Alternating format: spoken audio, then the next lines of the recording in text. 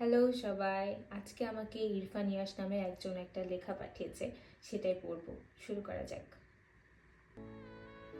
মানুষকে পুরোপুরি বুঝে ফেলার চেয়ে তাকে প্রতিদিন নতুন করে জানার মধ্যেই সম্পর্কের সৌন্দর্য লুকিয়ে থাকে।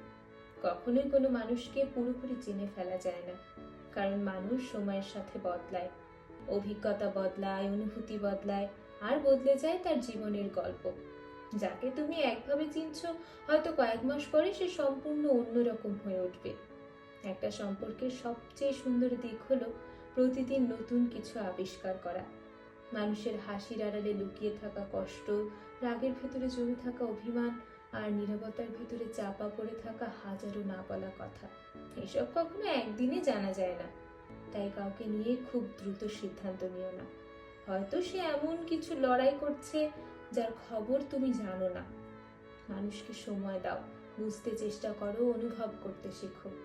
কারণ যত বেশি একজন মানুষকে জানতে থাকবে, ততই বুঝবে সে আসলে কতটা গভীর, কতটা রহস্যময়। সব প্রশ্নের উত্তর একদিনে পাওয়া যায় না। কিছু মানুষকে বুঝতে পুরো একটা জীবনও কম পড়ে যায়। তাই সম্পর্কের সৌন্দর্য লুকিয়ে আছে ধৈর্যে, বিশ্বাসে, এবং প্রতিদিন একটু একটু করে একে অপরকে নতুনভাবে জানার মধ্যে। মানুষকে পুরোপুরি জানা যায় না, প্রতিদিন নতুন করে জানাটাই আসল সম্পর্ক।